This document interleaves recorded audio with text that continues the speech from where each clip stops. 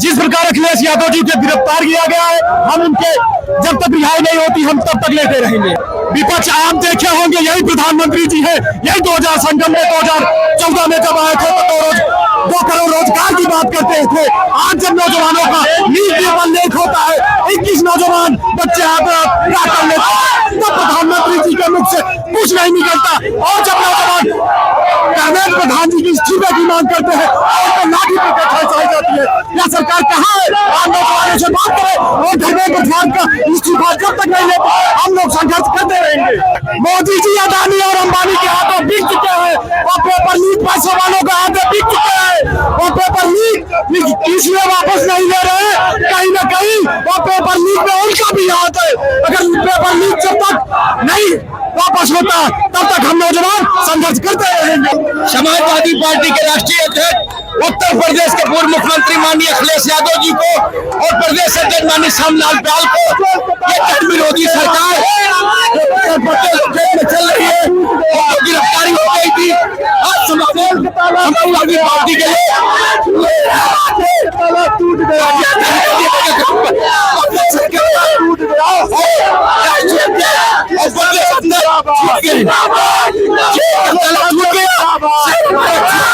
हमारे जो है राष्ट्रीय अध्यक्ष जी को जो है ये जुल्मी सरकार ज्यादा देर तक अपने जेल के शिक्षों में नहीं रख पाई और उसे तत्काल रिहाई की, क्योंकि हमारे समाजवादी पार्टी के क्रांतिकारी कार्यकर्ता पूरे उत्तर प्रदेश के हर जिले के मुख्यालय पर जो है अनवरत आंदोलन करते रहे और इसी से डर कर भयभीत होकर जो है केंद्र सरकार मोदी सरकार ने जो है तत्काल हमारे राष्ट्रीय अध्यक्ष श्री अखिलेश यादव जी को रिहा करने का काम किया है और उनका निर्देश आया है कि अब आप लोग धरना प्रदर्शन बंद कर दें क्योंकि जो है रिहाई हो चुकी है। देखिए, हमारे राष्ट्रीय अध्यक्ष श्री अखिलेश यादव का आज अमित शाह और मोदी की सरकार ने जबरदस्ती गिरफ्तार कर लिया, क्योंकि दिल्ली की सड़कों पर जिस तरह से कल छात्रों के ऊपर लाठियां चली और आंसू गैस के गोले छोड़े गए, उसी के विरोध में हमारे राष्ट्रीय अध्यक्ष जी ने विरोध किया और इस सरकार तानाशाही सरकार ने उनको गिरफ्तार करने का काम किया और उन्हीं की रिहाई के लिए हम लोग इलाहाबाद की सड़कों पर उतरे हुए हैं और उनकी रिहाई तक हम लोग यहाँ बैठने का काम मांग कर रहे थे।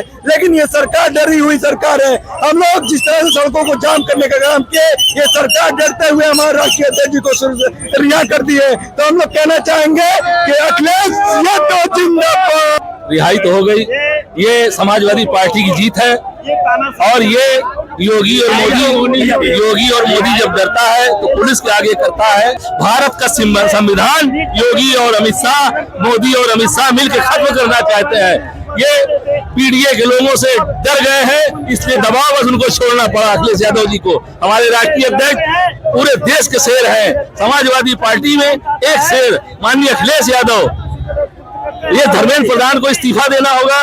धर्मेंद्र प्रधान ये चंदा चोर लोग हैं, ये चंदा चोर लोग हैं, ये वोट चोर लोग हैं, इनको इस्तीफा देना ही पड़ेगा। अब की बार इनकी गद्दी जाएगी। ये वोट चोर गद्दी छोड़ हम लोगों ने नारा जो है उस पे लगा रहे हैं। मोदी दूसरे को कहते हैं कि हवाई चप्पल पहनिए, जहाज में ना घूमिए, विदेश न जाइए और ये वहां जाकर के मुर्ग मुसल्लम खाते हैं और देश पर क्या बीत रही है उस पर ध्यान नहीं देते। कोई फैक्ट्री नहीं बनवाते, शिक्षा पर ध्यान नहीं देते, दलितों पर ध्यान नहीं देते। केवल ये अमित शाह और मोदी, योगी, धर्मेंद्र प्रधान ये सब अपनी जगह करते हैं, भारतीय जनता पार्टी की तिजोरी भरने का काम करते हैं। क्या लग रहा है सर, रिहाई तो हो गई?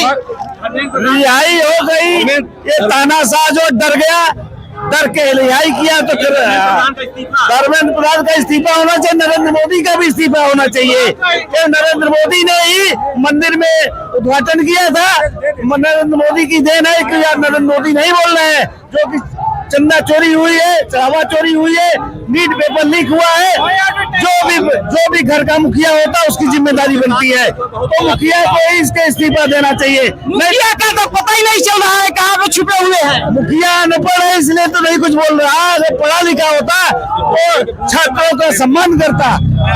जब अनपढ़ मुखिया हो गया तो क्या जाने जो पढ़े लिखे लोग उनको शिक्षा का क्या जाने।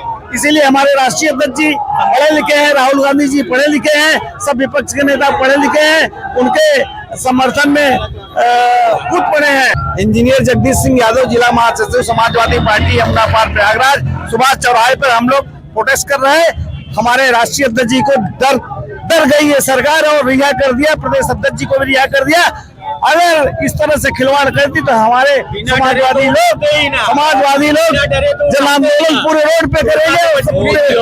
अमित शाह को खबर लग गई है। अब आगे का प्लान क्या है आप लोगों का? आगे का प्लान है छात्रों के सम्मान के लिए, किसानों के सम्मान के लिए समाजवादी पार्टी और व्यापारियों के सम्मान के लिए, मजदूरों के सम्मान के लिए, बेरोजगारों के सम्मान के लिए हमेशा तत्पर रह के मैदान में रहेंगे। क्या कहेंगे? रिहाई हो गई, अब क्या कहेंगे? अब यही है कि एक लड़ाई अभी पूरी बाकी है। अभी जब तक रिहाई हुई है, लेकिन फिर जंतर मंतर पे हम लोगों के नेता अभी लड़ाई जारी जब तक धर्मेंद्र प्रधान इस्तीफा नहीं देंगे, छात्रों की मांग पूरी नहीं करेंगे, तब तक यह लड़ाई जारी रहेगी। आपको यह बता देना चाहते हैं, इस तानाशाही सरकार को हम युवा झुका के ही रहेंगे और धर्मेंद्र प्रधान का इस्तीफा मांग हम युवाओं को। सबसे पहली चीज ये सुनिए, जिस तरीके से जंतर मंतर में पुलिस वाले, आर्मी वाले हमला किए, उनके क्या बच्चे नहीं है क्या? एक ही सवाल है कि जो पुलिस वाले, आर्मी वाले बच्चों को मारे हैं, उनके घर में बच्चे नहीं है क्या? धर्मेंद्र प्रधान का बयान क्या आया है कि जो बच्चे दे रहे हैं वो विपक्षी पार्टी है, वो विपक्षी पार्टी नहीं है, उनके की घर में औलाद है जो कि बाहर विदेशों में पढ़ रही है। आप बताइए, अगर फौज वाले, आर्मी वाले जिस दिन साथ दे देंगे ना, ये जो सरकार तानाशाही का राज कर रही है वो नहीं चलेगा। बस एक छोटा सा सवाल उन सभी आर्मी वालों से, उन सभी पुलिस वालों से ही है कि अगर उनके घर में बच्चे नहीं है, वो अगर निर्वंश है, तो ये किसी प्रकार का आंदोलन नहीं चलेगा। बस एक छोटी सी बात आप उन सभी बैठे हुए जो अधिकारी है, जो निर्वंश औलाद है, उनके घर में बच्चे नहीं